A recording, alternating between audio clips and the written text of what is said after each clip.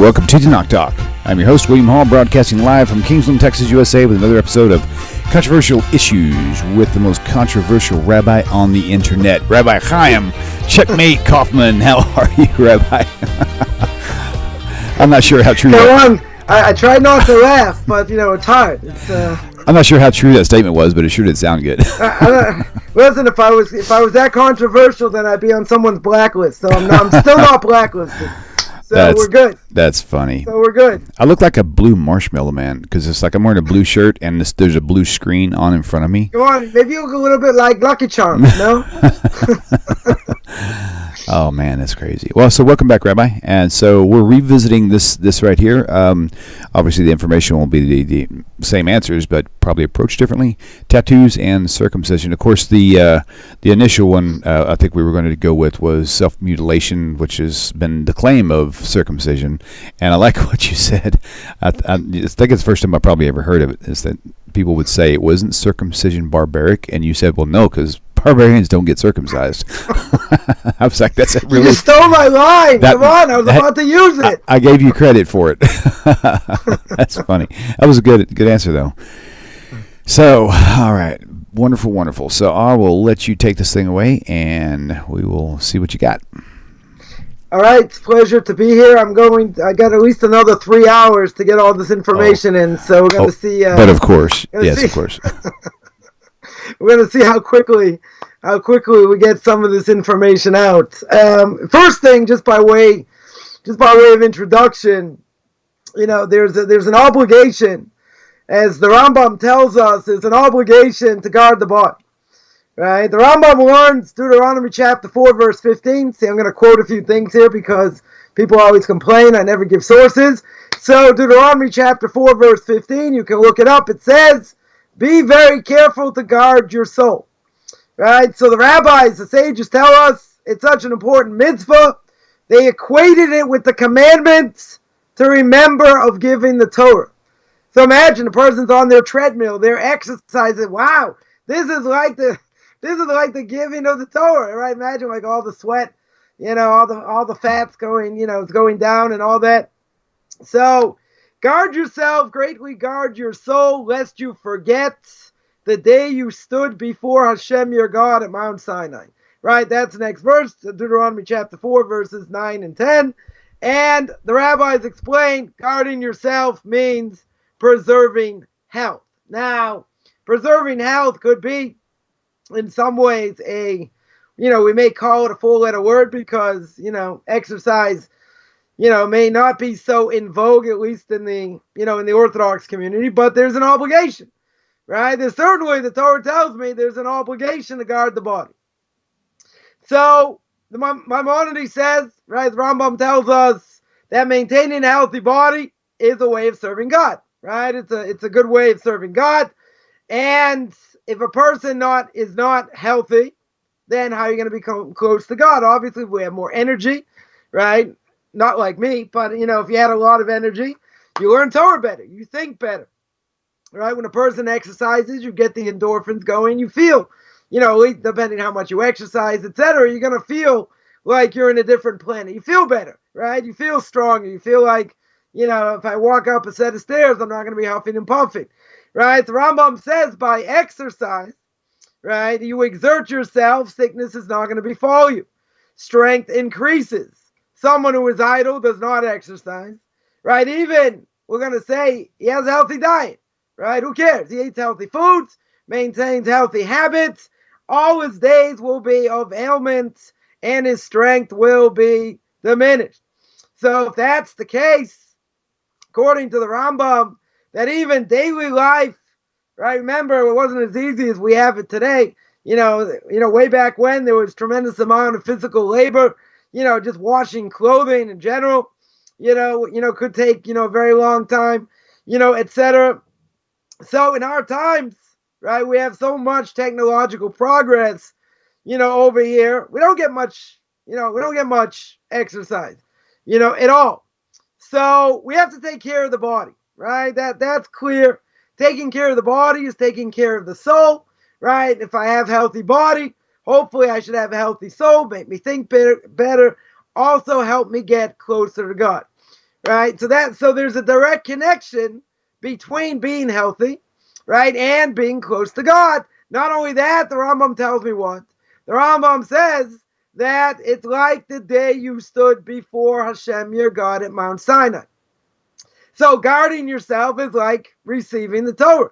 So it's pretty incredulous that if a person doesn't do that, you technically could shorten your life, right? We understand, if a person smokes, everyone understands, smoking is bad. Smoking will kill you, right? It'll take, years off your life. No one would disagree, but there are plenty of people out there still smoke, right? Still destroy the body. There was a story my Rebbe said many years ago that he heard a doctor, a doctor give a lecture about smoking. This is 50 years ago, 60 years ago, more. Or more, actually, probably about 70 years ago. Probably even more than that. And anyway, this doctor gets up and he speaks for a while about the dangers of smoking and how it's going to cut down your life. It's going to cut down years off your life and all that. So what happened? So after he gave the lecture, he starts smoking. He lights up a cigarette. So my Rebbe asked him, he said, "What are you doing?" He said, "How in the world can you speak for an hour and give all the things that are wrong with smoking, what it's going to do to the body, right? And you got to guard the body and all that. So if you know how bad it is, how can you smoke?" So I would have thought the answer would be, what do you want? It's addicting, right? They put nicotine. It's addicting. So maybe it's before they knew, what was in it that made it so addictive. But that wasn't the answer he gave. The answer he gave is, what? Even if I give up years of my life, it's so enjoyable. I'm willing to do that. So, we have an obligation, Jews and non-Jews, have an obligation to guard the body, right? This is something that would make rational sense, according to the Torah. If a person's overweight, cause other issues. Person get diabetes, person can have a heart attack, any of these things, which would be bad. So there's an obligation over here, to guard the body. So now, if there's an obligation to guard the body, I'm not allowed to, so by self-definition, I'm not allowed to damage it, right? I'm not allowed to cause damage to the body. So if I'm not allowed to cause damage to the body, so now you say, so what about circumcision, right? You took my thunder. I've never been able to use this, but that's, you gave the right answer. People say, well, it's barbaric. They say, but barbarians don't do it, right? Even though every 5 years or so there'll be a difference of there'll be a difference of opinion among doctors whether it's good against cancer, whether it's bad against cancer. But the Torah says the baby's healthy, 8 days, that's it. You take it off. It's the only part of the body that we understand that you don't need. The whole purpose of it is to take it off. Now we can say the same thing in theory, right? In theory about the appendix, right? For a long time, doctors did not really understand, what the deal is with the appendix.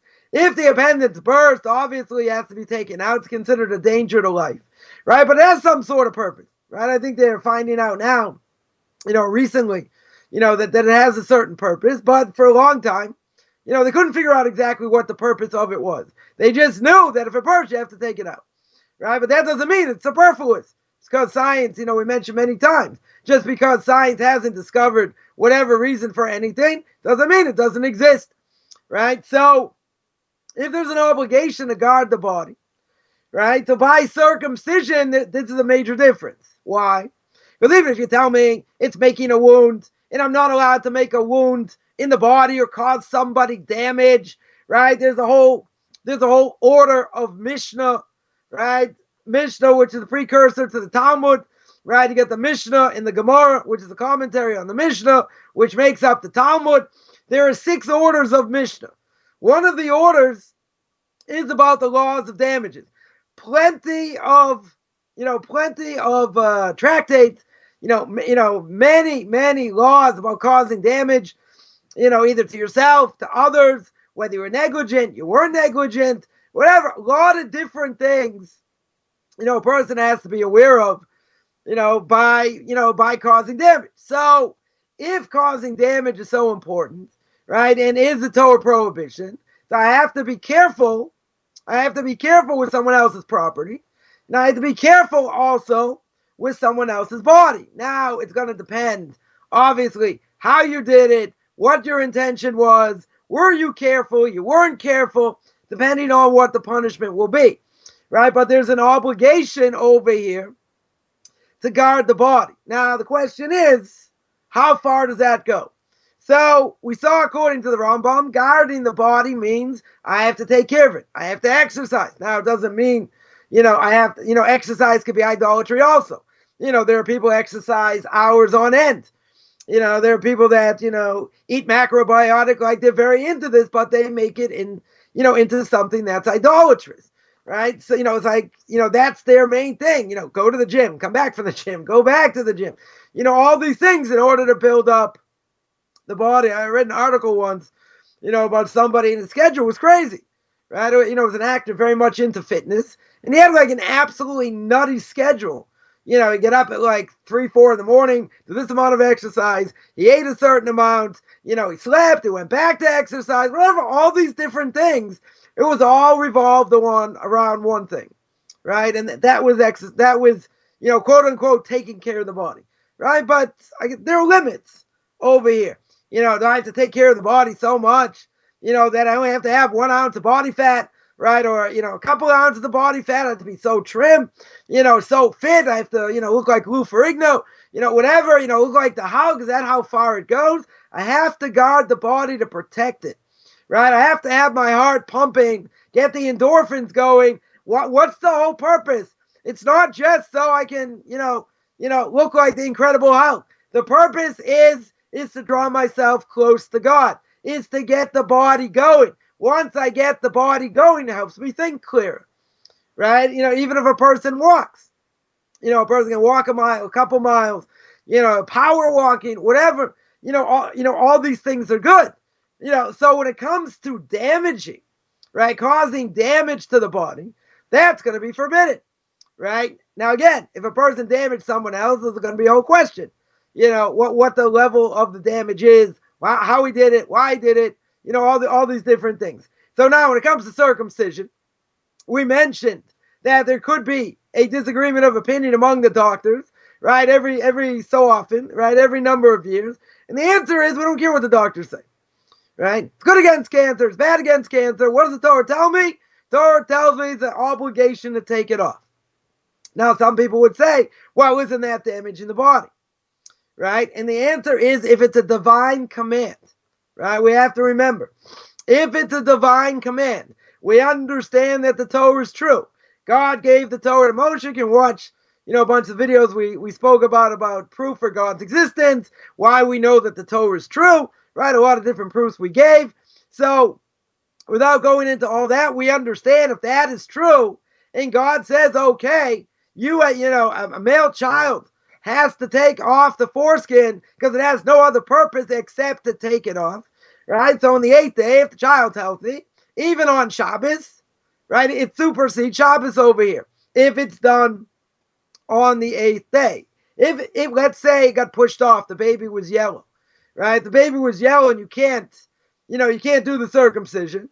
And now let's say the first day you can do the circumcision is going to be on Shabbos. You don't do it on Shabbos. Why not? Because the Torah tells him only allowed to do it on the 8th day if that is the day of the circumcision. If it got pushed off and then the 10th day, 11th day, whatever it is, comes on Shabbos, I can't desecrate Shabbos. I can only desecrate Shabbos, or say better, circumcision supersedes Shabbos. Say that 5 times fast. That's going to supersede Shabbos if it's done on exactly the 8th day. If it got pushed off and it falls on Shabbos, the 10th day, 11th day, whatever it is, you don't do it. You do it the next day, right? So the Torah says you got to do it. There was a discussion by 3 friends of Abraham, right? Abraham, you have to remember, is 100 years old when he does circumcision, right? One tells him, if you're going to do it, do it in private. One tells him, you're going to do it, publicize it to the world. Let everybody know, that this is the obligation. And one other friend told him, if you're going to do it, don't do it. right? What are you going to do it for? It's so old. It's barbaric. Why would you do it anyway? Right? So he took the advice of one of the friends that not only did he do it at 100 years old, but he did it in public, right? He wanted to publicize the mitzvah. So now, person could say, well, that's a terrible thing. That's self-mutilation. Okay, but the Torah tells me I have an obligation, right? That is not called self-mutilation. That's called the mitzvah. So you're going to say, where do you differentiate? If I take a bat and I slug someone, I cause them damage, right? I cause them bodily damage, right? Or, let's say, you break his arm, break his leg, right? I'm not going to get too gross here, right? You broke some part of his body. So you're going to say, well, you're destroying part of his body. Well, that's forbidden, right? That's clear, right? That you're going to have to pay damages for. You're going to have to pay, you're going to pay medical bills. You have to pay for the time you can't work. I mean, a lot of things you're going to have to pay for over here. But someone's going to say, come on, you're damaging someone else. Over here, you're having it done to yourself or to your child, right? Whoever's having it, you're doing it willingly, right? That's a different thing. Oh, but you're causing damage, right? You're not really causing damage. It'll heal, right? It'll definitely heal. So if it's going to heal, question is, am I allowed to make a dent over here? Am I allowed to cause bodily harm? Seemingly, that's what you're doing, right? You're causing damage to the body. That's essentially what you're doing. Torah says, though, for the sake of a mitzvah, it's okay. Now, you might say, what about going to the dentist? Person goes to the dentist, right? He has to fill a cavity, root canal, whatever. There may be blood, etc. He's also causing damage, but he's not. Why? Because whatever he's doing, hopefully he's doing the right thing. He's fixing up your tooth. He's saving your tooth. Right? I should have given a better example. Surgeon, let's say, has to take something out of the body, whatever it is, right? Or go in and fix something. Whatever it is, doesn't really matter. He's going in, he goes, wow, there's blood, there's anesthesia, it's dangerous, right? That's true. But if a person has to have an operation, right? If a person seemingly has to have an operation, it's going to be done, right? So no one's going to say, oh, look, the doctor's going to be liable. Well, if he makes a mistake, he definitely could be liable, right? There's no question. I know somebody, their body's their inside's pretty messed up because when the doctor did the surgery, I forget what exactly the surgery was, but whatever surgery that was done, the doctor was smashed, right? The doctor was plastered when he did the surgery, and he messed things up, right? He totally messed things up. So, they got, quite a bit of compensation because he was liable, right? He certainly caused damage over here. But in general, if a surgeon's going to operate, it shouldn't be an issue. Why? Because even though they're causing damage to the body, essentially they're healing the body. Even though on the inside a doctor cannot heal, just throw this out there. When the Torah says that a person's obligated to get healed if he's sick, right? Who has the ability to heal? You say a doctor. Doctor has the ability to heal. But what's the reality? The reality is that a doctor can only heal from the outside. A flesh wound, that's what he can heal. But he cannot heal on the inside. Why? Because even if you have a doctor as a world expert, he cuts the person open, saves their life, stitches them up, etc. What's he going to say? I've done everything I can do. That's what he's going to say. I've done everything I can do. If the body's healthy, the body's not so sick, not so weak, then the body should respond, right? The body should respond. The person should be on the road to recovery. Now, it could happen. That doesn't happen that way. It could happen that the body gets weaker, takes other organs. Maybe a person's going to die, God forbid.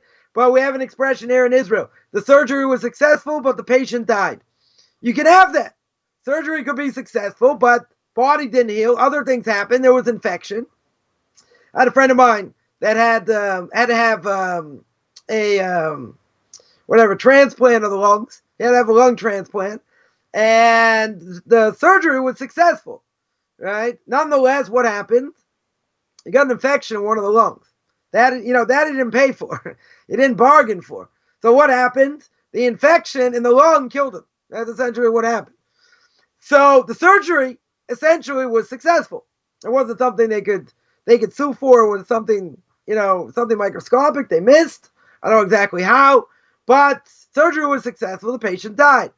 Now, what that means is when a surgeon does surgery, after the surgery is done, he has no say over it. All he can say is, I've done everything I can do. Now, the question is, how is the body going to respond? Is the body going to respond in the right way? And through rehabilitation, the person's going to get better and it'll be 100%. It could be something's going to happen. Maybe it won't respond totally. Maybe there'll be other ramifications. Okay, whatever it is, the doctor at this point has no control. He did whatever he was supposed to do. He may have some ideas in his head what might happen, right? But he can't say for sure. So therefore, we hold that, person needs surgery, right? He's obligated to get surgery. He gets surgery. But the healing process is not done by the doctor. The healing process is not done by antibiotics, by anything else. The internal healing comes from God himself. That no one can do, right? Because the best of surgeons, whatever they do, they stitch the person up. It's over, right? What they've done is done. Now the question is, what happens to the body, right? That was just sort of a side point here. So when it comes to circumcision in general, right? So we hold that obviously it's a command. Someone will say, how could God command it? So there are a lot of things, most of the Torah itself, probably more than 80% we don't understand, right? But we do all agree, we should agree that part of the body, seemingly, we don't need, right? Again, the doctors will say, it's good against cancer, it's not good against cancer, irrelevant. The Torah says you have an obligation, if you're a male, you have an obligation to take that off. That's the purpose, right? That is definitely the purpose. So there is an illusion that the Torah says, talking about an uncircumcised heart, right? It's a barrier between you and God, right? I've heard a number of stories of people, brilliant people, and, they became religious and learning didn't go. Just everything in learning, it was hard. They just weren't grasping. Now, according to their intellect, it didn't make sense. How can it be? Person has, 100 IQ, 120 IQ, person's a genius, and in Torah it doesn't go. So you could say, well, it's a whole different learning. You need a lot more patience. It's not about intelligence. Blah blah blah. Yeah, we could say all that, but usually, as the Talmud tells us, if a person puts the effort in, you'll get out, right? And everybody knows, even if you put in minimal effort into Torah, you listen to a class here, a class there, person gets inspired, even a little bit, that a person may learn during the day, you get inspired, right? So you get something. Doesn't mean you're getting it on such a high level. Doesn't matter. But you're getting something from it. Because the Talmud says if a person delves into Torah and they get nothing out of it, impossible. Impossible. Right? So what happened over here? How can you have someone with over 100 IQ and he doesn't get it? And it doesn't make sense. So they asked this person, right, I know one case, that they asked this person, was having all this difficulty. They couldn't understand. His teachers couldn't understand, and everything else. Guy's a genius. In this, he gets an F minus. I don't know if he gets an F minus. Whatever. This guy was at the bottom over here. So they couldn't figure it out. They tried this way to teach him, that way to teach him. Nothing's going in. So someone had an idea. So they asked him, they said, by the way, did you ever, were you ever circumcised? That was it. Person wasn't circumcised. And what happened? So after that, after that was done, it went, right? He was able to grasp things a lot better. Now you might say, it's a coincidence. They didn't change anything. The irony is they didn't change anything the way they taught him. So what happened over here? All of a sudden you can say, well, it just clicked. Maybe, right? Maybe by osmosis, finally, you hit him over the head 100 times. This, that, the other thing, bam, bam, bam, bam. What happens? He's not getting it. All of a sudden, the 150,000 times, you say he got it. Right? But if it happened shortly thereafter, that foreskin was taken off, very hard to say that's a coincidence. Right? So there's a barrier. Certainly for a guy. A woman doesn't apply. Right? Because a woman doesn't have the same obligations to learn as a man, which we've spoken about as well. So for a guy, there's a barrier, right? That barrier has to be taken off. If that barrier is not taken off, his growth in spiritual terms is going to be stunted. That is what's going to happen. And that, even if it is, right? Let's say even better. Even if it is. So what do you have all the secular Jews? Right? You got tens of thousands, millions, right, of secular Jews that one of the things most Jews do is circumcise their children. Right? It's one of the things they do besides having a Passover Seder, right? Which boggles the mind. But, so you say, okay, so what about them? What happened to them? They're not using their brains for learning. If they would, be a totally different ballgame, right? They're stunting their own spiritual growth. So, comes along the Torah, and the Torah says, you have an obligation to do this. That is not called self-mutilation. Now, we have to understand as well that the first of the 13 principles is that God is absolute. That means the Torah is absolute. The Torah doesn't change. God's not fickle. These things, we're not talking about morality. That is relative. So if that is the case and it's absolute and God spoke to Moshe and Moshe passed it down and Moshe is the greatest of all prophets, another of the 13 principles, then this doesn't change. So if it doesn't change, then God's telling you this is what you got to do, right? And it's unbelievable. The former Soviet Union, people risked their lives to circumcise their kids, right? And you see throughout history, that was the case in certain regimes where they forbade it. People would do it in private. They would risk their lives. Because, why? Right? You're going to say now, 2,000 years later, more. Why would they do that? Right? Why would they do that? Judaism is much, much weaker than it's ever been. Right? So why would they do that? Very simple. Because it's something they took on with tremendous self-sacrifice, what we call Mesiras Nefesh. They took it on with great self-sacrifice. That's something they can pass down to the next generation. And for all future generations. How do I know? I'll give you very simple proof. Simple proof is by Abraham himself. Right? What is Abraham called? Torah calls him Abraham Avraham HaIvri. Now, most people mistranslate it and they say, oh, Abraham the Jew. Abraham wasn't Jewish. Right? I mean, Talmud does say he kept the Torah before it was given. Right? Don't question exactly what that means. Right? But it doesn't mean he was Jewish. It means he was on the other side, right? Aver over there means on the other side. Abraham on the other side. What does that mean? It means he was on one side of the world and everyone else was against him. What do we mean? Because as the Rambam says, everyone was into idolatry. Abraham came to this belief in one God by the time of the age of 30 or when he was 40. So there's a discrepancy there. But he understood God existed by a world of design. And he told the masses, he gave this over to the masses. And they said, well, has God ever spoken to you? No. But I know this to be true through design. And he convinced the masses, to convert to Judaism, etc. So everyone, had their own pocket idols. Everyone was worshiping idols. He came, first one, and says there's one God. He fought against the world. So all the trials that Abraham goes through, right, that he's on one side of the world, everybody else on the other, right? It's him against the world. So what did he do? He gave over tremendous self-sacrifice.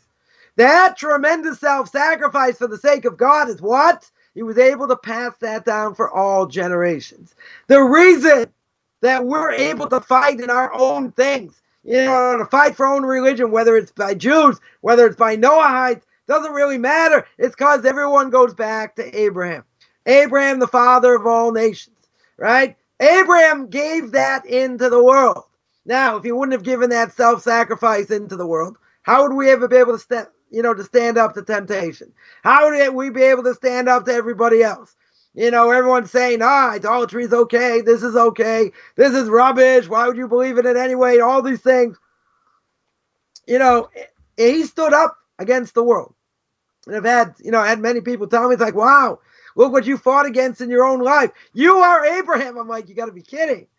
But the reality is, he gave us the ability to stand up for what we believe in, right? To stand up to the trials. He put that in the world for all future generations, right? So we learned that out from him. So therefore, why would people 2,000 years later No, more, 3,500 years later, knowing very little about Judaism, but the thing they know and the thing they're willing to self-sacrifice is for the sake of circumcision. I can think of a lot of things, Hanukkah candles, maybe, I don't know, a lot of different things. I wouldn't have necessarily thought it would have been something like this, right? And the reality is because of self-sacrifice, right? Tremendous self-sacrifice through Abraham. He was able to pass that down for all future generations. So we understand the importance. We understand the fact that God doesn't change his mind. God is absolute. God is unique in the world. Nobody like him, no being like him. The second of the 13 principles of faith of Maimonides, of the Rambam. As it goes, what are we gonna say over here?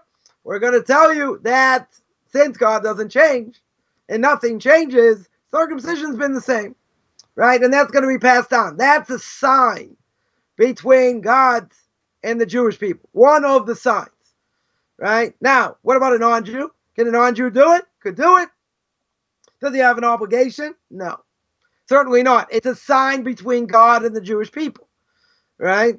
Again, there are a lot of non-Jews who do it anyway. Right? But, I don't know. I didn't take a survey, but, I definitely know there are non-Jews that do it. Regardless, it's something that most Jewish families, even as irreligious as they may be, that is something they'll do, right? Most of them, right? I would say a very high percentage would do that. So if the Torah is true, which we believe, and God doesn't change, which we also believe, otherwise, if you don't believe that, then you lose your status as a Jew. Any of the 13 principles of faith, if a Jew does not believe in them, unless he repents before he dies, he doesn't get into Olam Haba. He loses his portion of the world to come. Because these are crucial, right? They're absolutely crucial. Understanding God is absolute. He doesn't change. And there's no power outside of him. No such thing as fallen angels. The moon, the sun, they can't do whatever they want. They have power, right? But they only have power because God wills them the power. God wouldn't will them the power. They can't do anything. So we are dependent on him. God is dependent on nobody. Right? If he's dependent on somebody, then he's not God. Then he's not all powerful. Then things change. Then you have morality that changes. But that's not really the purpose over here. Just wanted to point out by definition, if we believe what the Torah says, right? And God gave it over to Moshe. So circumcision, you'll say, okay, you're damaging the body, which you're really not allowed to do. Oh, but for the sake of this mitzvah, it's permitted. Right? 100% it's permitted. So that is by circumcision. Now, what about the topic at hand? Right? Topic at hand is about tattoos. Right? Isn't tattoos damaging the body? So what does the Torah tell me? Where do we learn out from? Torah tells me, Leviticus chapter 19, verse 28. Torah tells me, do not cut your bodies for the dead. Right? In other words, somebody died. You can't start, cutting up your body because you're so overwhelmed by emotion, right? You can't start making the body bleed, etc. because you're just, caught up in the emotion. That's forbidden. Not only that, you're not allowed to do not put tattoo marks upon yourself. Why not? Because I am Hashem. Right? God says, I'm God, don't do it. Right? You're not allowed to put tattoo marks on your body. Now, I would think, in general, what's the reason? Because what happens? What happens is you are putting this dye, right, inside the skin. So essentially, I would say, well, you're damaging the skin. Everyone would agree. Because if a person has tattoos, right, over time, that area is going to atrophy, right? That area, wherever it is, at some point, right, it's going to atrophy, right? But comes on the Torah about 400 years ago, and he says, what's the reason? What's the problem over here? It's derived from the concept of what we call chukos hagoyim. What does chukos hagoyim mean? It means you're not allowed to go in the ways of the non-Jews. So there are a lot of things that Jews are forbidden to do for one very simple reason. I mean, not everything, right? But there are some things we're not allowed to do because this is what non-Jews do. We're not allowed to do what they do. We're going to be too friendly with them. We may come into marry with them. We may lose focus on what we're supposed to be doing as Jews. So if we go in their ways, people will say, come on, is it really a big deal? Celebrate Father's Day, celebrate Mother's Day. Come on, is it really that big of a deal? Right? So my answer always is that Mother's Day and Father's Day is every day. I don't need one day for the sake of Hallmark, right? So I don't even have to pay Hallmark. Get these, e-cards. You can send an e-card, right? You can save money. You do it for free, right? No big deal, right? But people think, oh, it's Father's Day, it's Mother's Day. It's absolutely sacred. I don't know why it's sacred. It's just a day off to do whatever, a Sunday to do whatever, whatever you're going to do, get together with family, etc. But certainly we hold, isn't one of the 10 commandments to honor and respect your parents? Yeah, that's what the Torah says. The Torah says that you're going to get long life for doing it, right? Long life in the next world. Very hard mitzvah to do, right? Honoring parents. But if that is the case, what am I doing? What am I doing having a special day doing what everyone else is doing? Doesn't matter. You go to a park, you have a barbecue, or if you're in South Africa, you have a braai, whatever it is, right? But you're doing it the way they are, right? Thanksgiving, no difference, right? Thanksgiving was really never necessarily a religious holiday. Nonetheless, one of the Torah giants, last generation from Moshe Feinstein, of blessed memory, right? He's got a response to saying that if let's say a person's son turned 13 in a day, you make a special celebration, i.e. his bar mitzvah, right? You make his bar mitzvah usually on that next day or whatever, or during the week. So he says, if let's say he turns 13 in a day, and you want to celebrate it, and what day is that? In the non-Jewish calendar, the Gregorian calendar, what day is that? That day is Thanksgiving. Right? So he said you shouldn't do it. He said better not. Definitely better not. I always tell non-Jews that, if that's the only time you can get together with family, as long as there's not going to be any fights about JC or anything else, then technically it wouldn't be, it should be okay. Right? You don't have to, that's great Shabbos, whatever, as long as you get along with family. Oh, but what do you do with this? Isn't it going in the ways of the non-Jews? Yeah. It's really going in the ways of the non-Jews. There are plenty of Jews celebrated, right? A lot of Jews. There are modern Orthodox Jews celebrate it. Why? Because, they're thankful for being, in the greatest country in the world, in the U.S., living there. So they want to give thanks. Whether they eat turkey, they don't eat turkey, whatever. There is something. I'm not gonna poo-poo that. There is something to that, to give thanks. But who says I have to celebrate the holiday, right? Who says I have to eat turkey?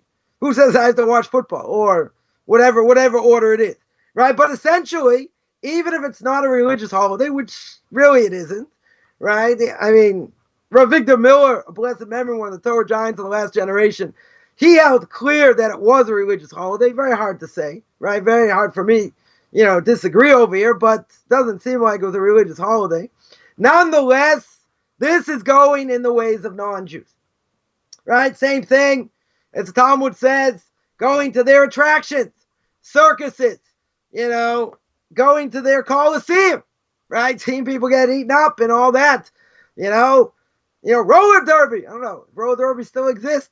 You got roller derby, other things, football, whatever. People enjoy it. People getting all excited that, everyone can go now, should be able to see full stadiums, for baseball or in the playoffs and basketball or hockey, whatever. So, isn't that, why is that not going in the way of non-Jews? Right? It might be entertaining. It could be for a guy, the worst prohibition, maybe, forget about, if there's immorality or whatever going on, forget about that. Let's say that's not an issue. What's the main issue? The main issue is what? Is you're wasting time. You're wasting time when you could have learned Torah, right?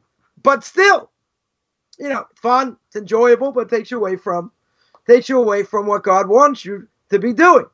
So, since we're not allowed to emulate non-Jews in their idolatrous practices, so tattooing, what was the Torah prohibition? The Torah prohibition is if it's an idolatrous practice. In other words, if somebody had a tattoo, right, and they did it as part of in idolatrous practice, that's forbidden. Now, if you had a tattoo, let's say I know somebody had a tattoo of JC and some other things, yeah, so that's, we're going to speak about taking it off, right? But the idea is something like that, it's not worshipped. I mean, it's a good thing to take off, for sure. But if it's something that is not worshipped, I don't have to worry about it. There's a response of more than, I don't know, 400 or 500 years ago. There was a discussion about plates. Someone had plates that had, I don't know, a picture of JC or a manger scene or something, as part of the design on the plate. So the question is, can I use the plates? Can I eat off the plates? What's the issue? Maybe it's idolatry, right? If I have JC there, hanging there or whatever, or this whole scene, going around the plate, you might say, I don't want to eat off that plate anyway. Okay, that may be true. But is it idolatry, right? Is it considered idolatry where I can't use it? Because idolatry you're not allowed to get benefit from, right? You have to destroy it. Anything used for idolatry. Holy wafers used for idolatry. You can't eat it. You got to get rid of it. And, there's a disagreement of opinion by a cross. The Pope wears a cross. Some people bow down to it. Okay, that might be idolatry, right? For sure. Some people would say it's not idolatry. If I took it and I folded it up into I folded it up in a figure eight. No, no one's going to worship it, right? So maybe that's okay. But in the case of my plate, let's get back to the plate. Case of the plate's permissible. You may not want to use it for other reasons, but it's permissible. Why? Very simple. Because it's not worshipped, right? It's not something worshipped. Something used as part of an idolatrous practice, that's a Torah prohibition. Anything else, any other tattoo, Tweety Bird, Sylvester, the Tasmanian Devil. I don't know, do they still have Tasmanian Devil? I'm sure they do, right? Tasmanian Devil. You got it tattooed on your arm, your leg, wherever. It's going to be a rabbinic prohibition only one time, right? In other words, once it's there, it's there. You don't transgress every second, right? If God forbid a person, let's say a Jew, wasn't circumcised, every second after the 8th day or whenever that he wasn't circumcised, right? It's a big problem, right? It has to be done. The father doesn't do it, the community has to do it, right? Somebody has to do it over here, right? Otherwise, there are certain mitzvahs that a person doesn't do that every second you don't do it, it's considered a transgression. This is not one of them. Once it's done, it's done. Right? Again, we'll get to about, taking it off in a second. Right? So comes along with Moshe Feinstein, of blessed memory, and he says that even if, now here's a novelty, even if non-Jews cease to tattoo their bodies, which is not true today. Plenty of non-Jews still get tattoos. Right? When I was growing up, the only people that got tattoos were people of, let's just say, lower class. Right? You wouldn't have normal, shouldn't say normal, but whatever, middle class people would not get tattoos. They wouldn't do it. Right? Today, so when I was growing up, that was the case. Right? You wouldn't see guys with earrings. And I had one kid in my class that had a rat tail. Right? That was a big thing. Right? He had like a long pony in the back. Okay. Right? Today, that'd be a joke. It'd be an absolute joke today. Right? But nonetheless, even if non-Jews would stop tattooing their bodies, right? They would stop doing tattoos as an idolatrous practice. That's the Torah prohibition. Nonetheless, we're still not allowed to do it. So therefore, tattoos is going to be forbidden, even if it's not necessarily, if way back when it wasn't necessarily in vogue. Today it is. I know plenty of people come in contact with, potential converts, everybody. I haven't met one person that doesn't have a tattoo, right? Unless they're from the older generation, right? From generation half removed from me, let's say 30 years ago, or a little bit more, most people still from that time have tattoos, right? If you go further back, 60, 70 years, probably not, right? My parents' generation, probably not, right? Most people didn't get tattoos, right? But today, you see that. You see that today. So the question is, okay, what's the parameter over here? Is there an obligation to erase it, right? Once it's been done, do I have to take it off? Is it permitted in general to write on your skin, etc.? What about permanent makeup, right? That comes up as well. So the question is, the Talmud tells us that if he writes, but he does not etch, right? He doesn't make a scratch. Let's say he writes, but he doesn't make a scratch, or vice versa. There's a question what exactly the prohibition is, right? So if a tattoo is made first by writing, right, you have to write the required text, whatever it is, and then you scratch the skin so the ink is absorbed, right? That's going to be a permanent marking over here. So another opinion is the order is reversed. That once a tattoo, you scratch the skin, and then you later fill it with ink, right? So there's a difference of opinion what exactly the order is going to be. So the question though is it the action of making the tattoo and not necessarily having it on your skin, or does it mean it has to be left on the skin?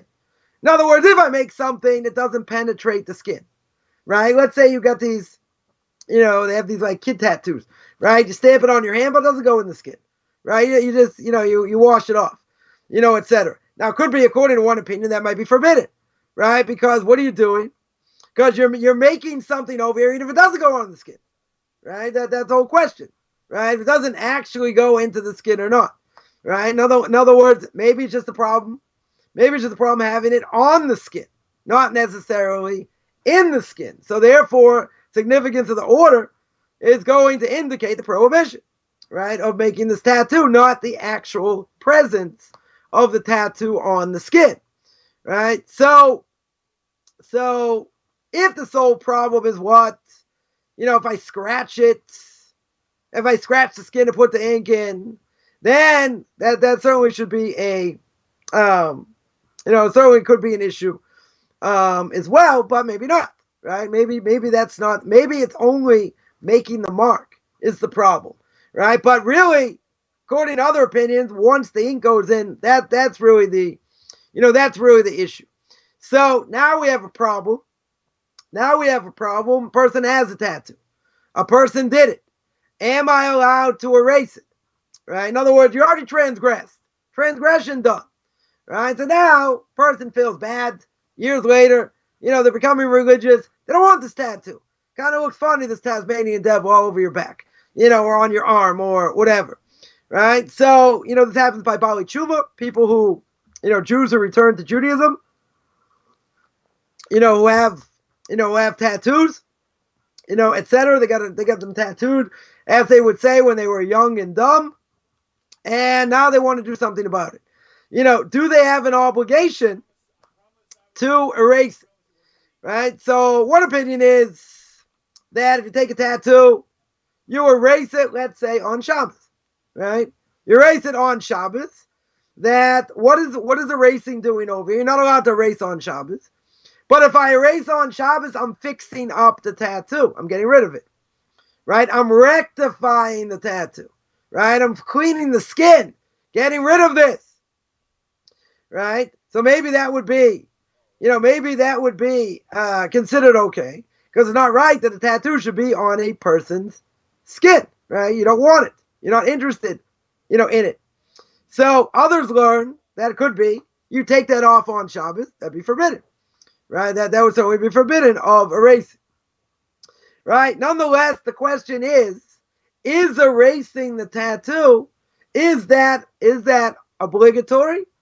Or is it just what we're going to say is a good thing?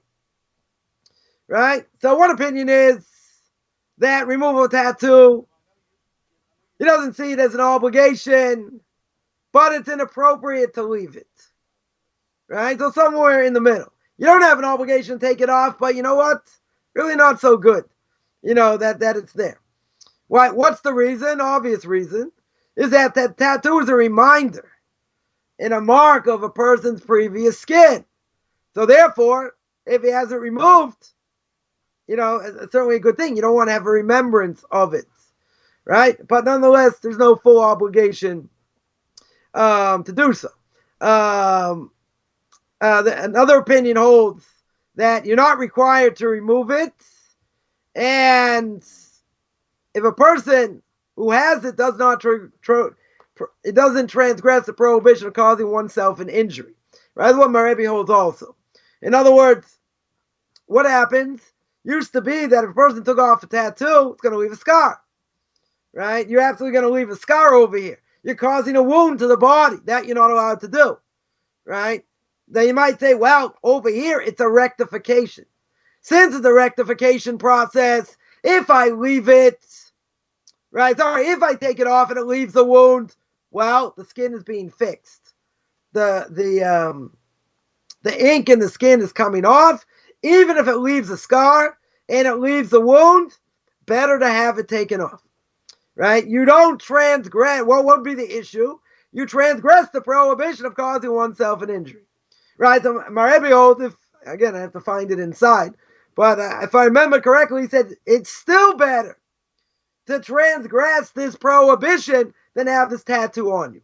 To the extent where here in Israel, I still haven't verified outside of Israel, but here in Israel, if there's a Jew that has a tattoo on their body, and I have this verified, if they have a tattoo on their body, when they die, they take it off before they're buried.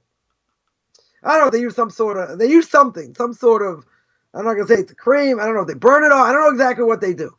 All right, they do something in order to take this tattoo off. So, my son told me this many years ago that one of his rabbis was part of the Chevra Kadisha, used to go in, part of the burial society, and he said that, and I find it very strange that they would do that. I looked all around, I didn't see anywhere it was brought down, so I went to ask my Rebbe about it, and he said, yeah, that's what they do. So I asked him more, I pressed him about it, and he said, imagine, a person dies, they're going to have to go up and answer for what they've done. God's going to ask them, you need to learn Torah, we honest in business, these other things. But he says, God's not even going to get to that. What's the first thing he's going to say when he sees the person? When he sees their soul, he says, hey, what's that Tasmanian devil? What's that doing there? You idiot, why'd you have that? So he said, you don't want that. You're going to get chastised for all kinds of things. We're going to save you a little bit. Right? If a person had a tattoo, we're going to take it off.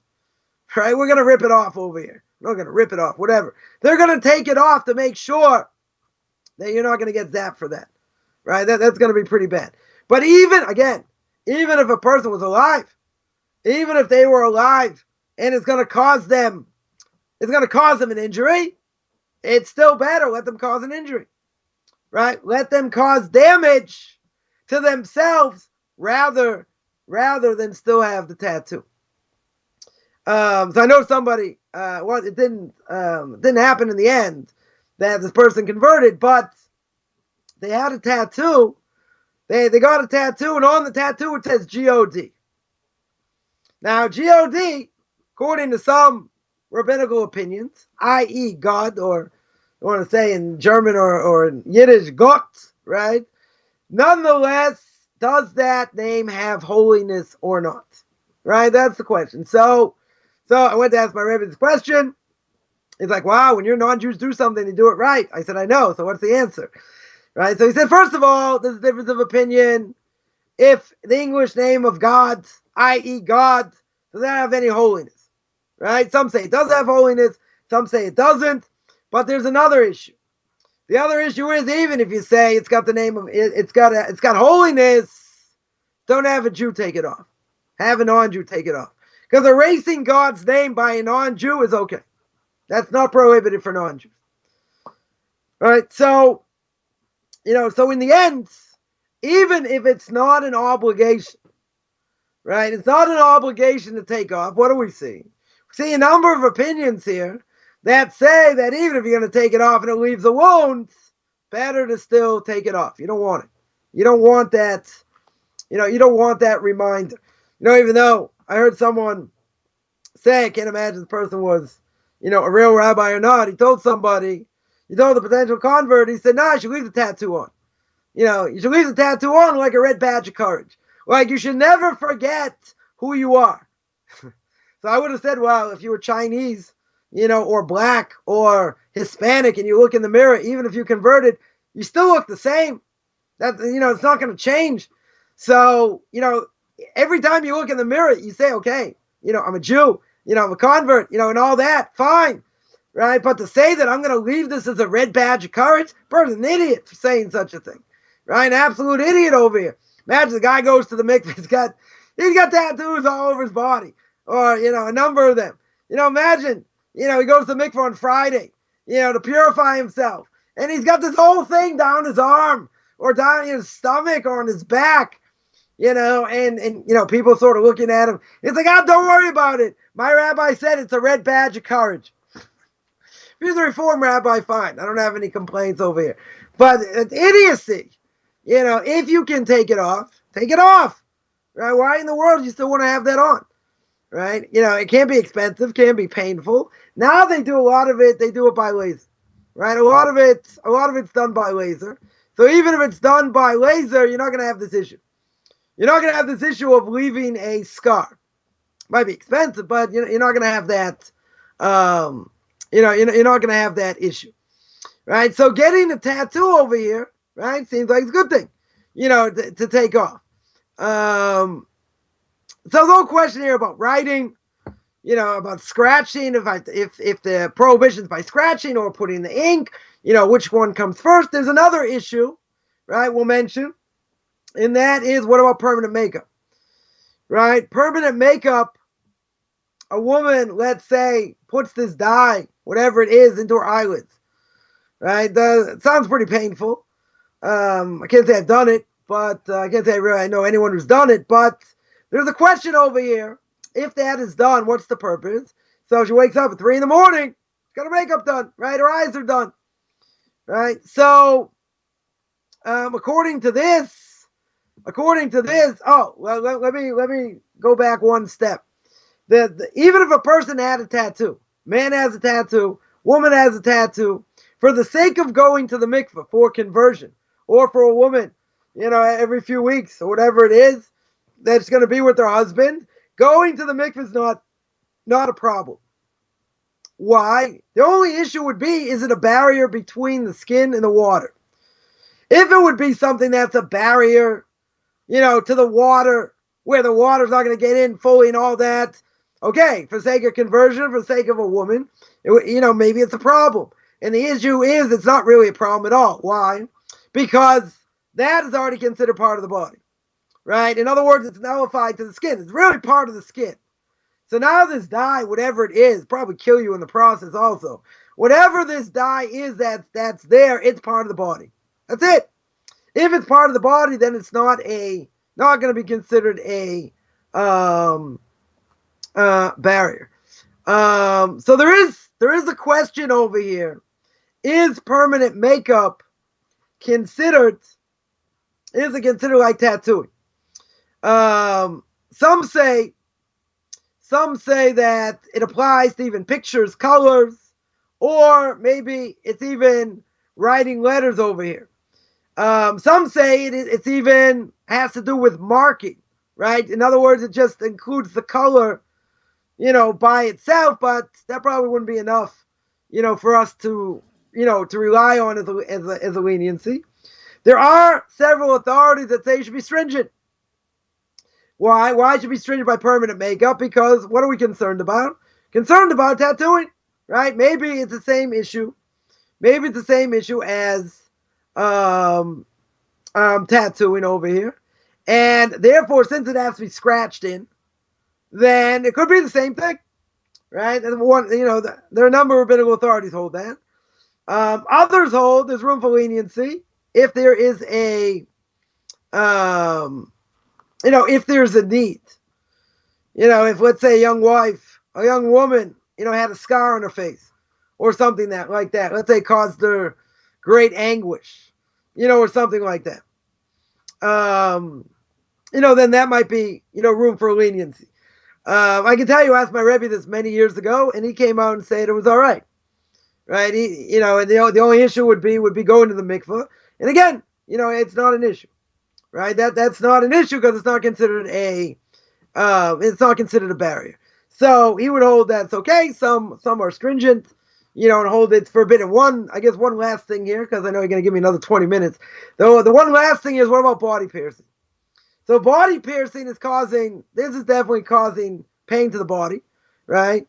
If someone asked me about earrings in general are permissible. Getting multiple rings is another issue.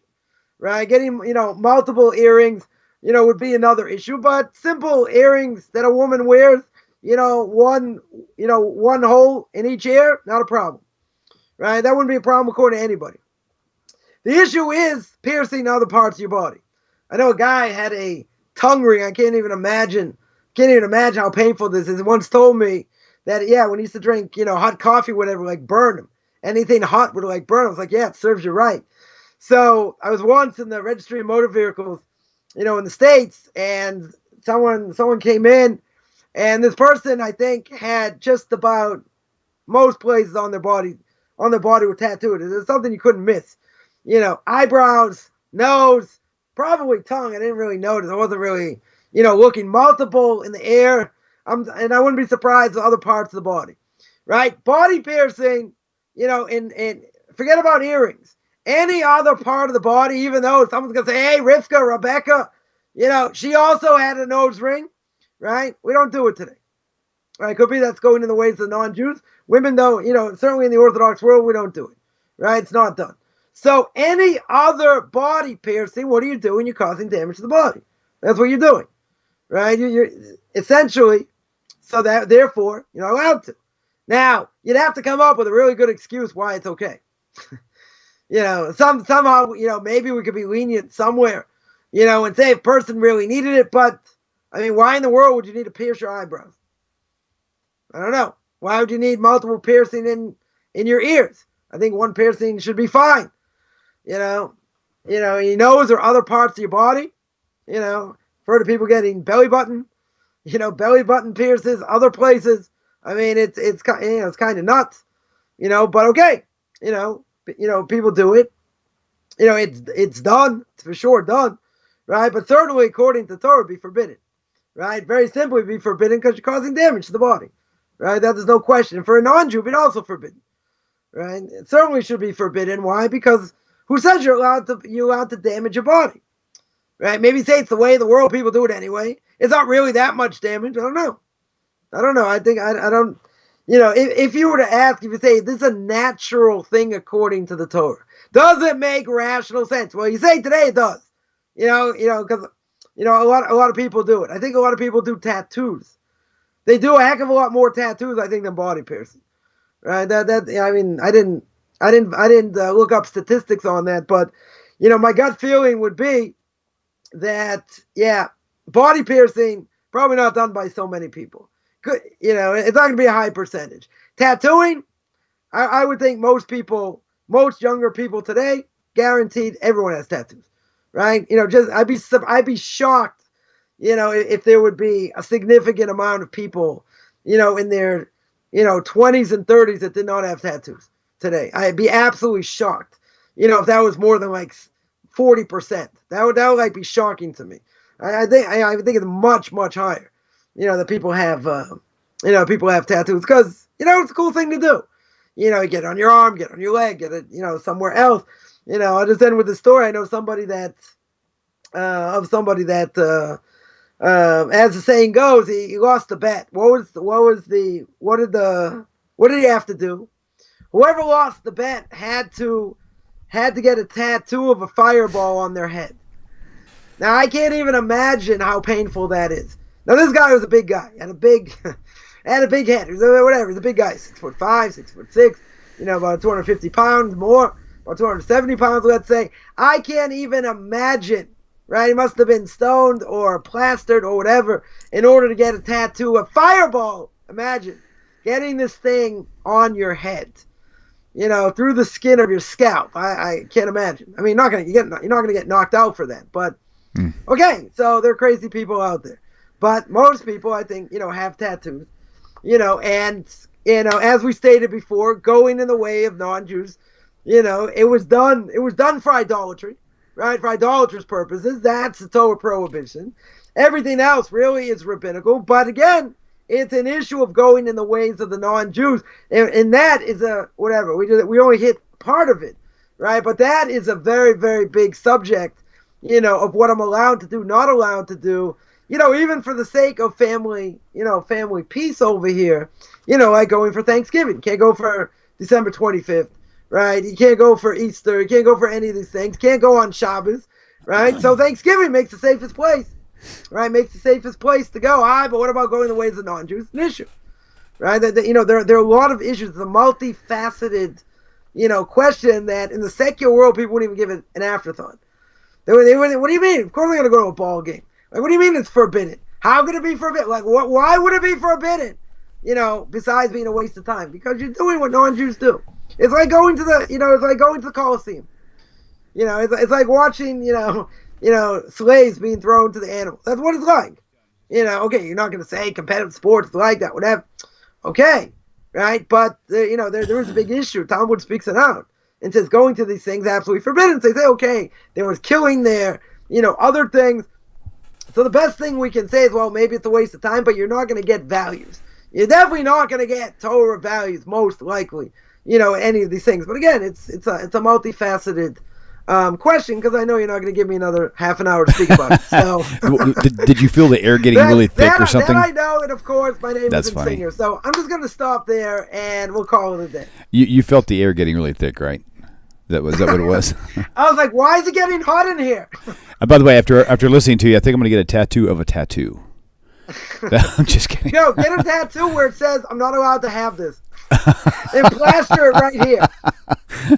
That's hilarious. Oh my God. Yeah, I don't see how people get those tattoos on their scalp either. That seemed like that would hurt. Oh my gosh. It's got to get into the bone, the actual bone of your scalp. 100%. I'm telling you, Wow. This guy either was like stoned for a long time, or plastered, or under something, because right. Or a glutton for punishment. There's no possible way he was sitting there and saying, Man. "Come on, Doc, give it to me." This guy is screaming out of his mind. Yep, I feel you. Okay, imagine the knife going in, like, I can't even imagine. That's funny. Oh, forgot to die. Oh, you're bleeding. Don't worry about it.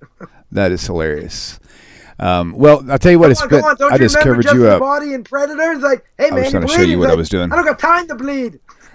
Yeah, that was actually. I don't got time to bleed. That was actually. I think that was on the movie Predator, wasn't it? At the very end. Predator, right? Yeah, I remember that. Wow, that's weird. Okay, all right, Rabbi. Well, you have a great weekend. Shavua Tov to everybody, and we will see you guys next week, Hashem willing. So y'all have an awesome time, Rabbi. What are we doing next week? What topic you want next week? We should ask them and have them send us a topic idea, at tanaktalkquestions@gmail.com, and then we'll juggle them around, see which one sounds the hottest. We may have to continue this one, because I don't think you were quite wrapped up, were you? We're speaking about, what do you call it, going in the ways of non-Jews. That's a big topic also. Okay, cool. So we'll hit that. Get that also with some other things. Whatever, whatever's good. Sure. All right, we'll revisit the ideas and whatever's we'll going to make people upset. That's what we're going to do. Of course. That's why we call this.